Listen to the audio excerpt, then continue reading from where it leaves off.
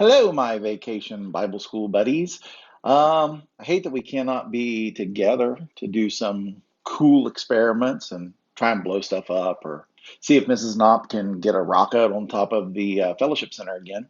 That was pretty cool last year. But we do have a couple of cool things in your bag that you can do along with us. And today we're going to talk about feathers. I've told you in the past that I always believe that science is us trying to figure out all the rules that God has made for us and made for our universe. And so we just try and figure out what he did and how he did it and understand maybe a little bit more about God. And it may be from the big things, like some of you may have been watching the comet over the last couple of weeks as it made its way really close to the sun and coming back away, and you see that tail in the night sky if you've got good enough binoculars or a telescope. Those are big things that God set up, and it's pretty amazing to see. But there are also little things. And the feather, you think, well, that's not a very awesome, cool, special thing. It's a feather. You might take a walk with your family and run across a bird's feather in the yard or on the trail. And my girls like to pick those up. But some of you may tell your kids not to because there might be little creepy crawlies on the feathers. So you may want to leave them alone. And there are a couple of different kinds of feathers you may come across. So some of them are downy feathers, and they're the cute little fluffy ones. And then there are feathers like these. Now, this did not come from a really cool green bird. This came from the craft department at Walmart or a craft store, and you can get them and do things with them. Crafty. But when you look at the feathers, there's something really cool about the feathers. And if you notice, if I take my fingers and if you've got a feather in your packet, you can do the same thing. You can actually kind of pull apart, and you might even hear a little click when you pull apart your feather in these little areas.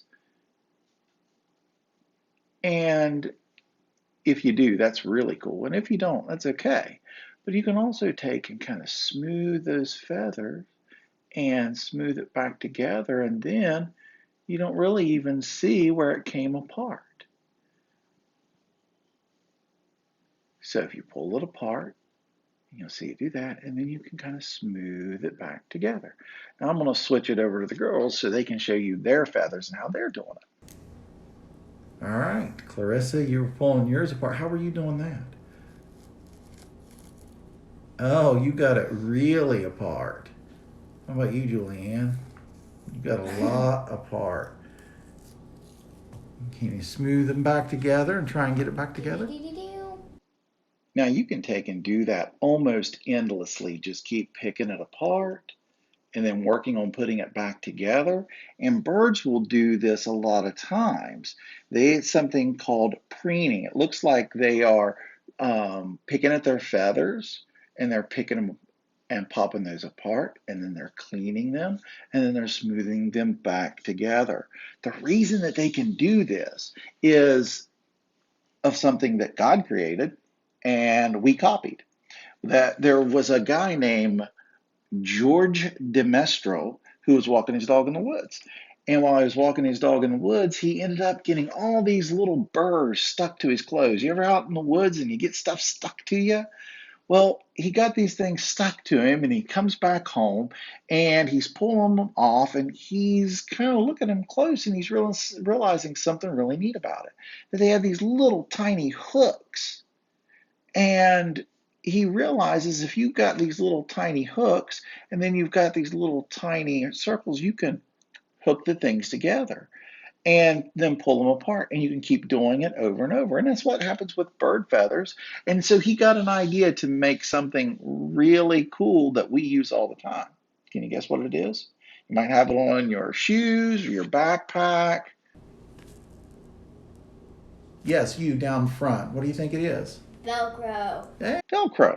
And Velcro is used all the time. It's something that's pretty versatile, and they use it here on Earth. They use it in space at the International Space Station. We use it all over the place because it is pretty easy to make, pretty simple to use, and you can use it over and over and over and over again. Something else that's really cool about the bird feathers when they are smooth together, and girls, if yours isn't smooth back together, do that for me for a moment. One of the other things that's really cool about feathers is when they are locked together, they do something really neat. And I'm going to have the girls demonstrate for you. So this is something that you can do at home, kids, is you want to hold your feather kind of flat. And if we take and we add some drops of water to it. Ooh, kind of flat, there you go. Girls, can you tell me what's happening with the water drops on the feathers? They're not leaking through. They're not leaking through, so what does that mean? The feathers are what? Solid? Well, yeah, they are solid. Yeah. But they don't let water through, so they are Waterproof? waterproof. Very good. And so feathers are waterproof. That's the reason why ducks in the water don't get all kinds of wet, that birds can be out in the weather and still fly while it's raining because their feathers aren't going to come apart. Yes, Miss Clarissa.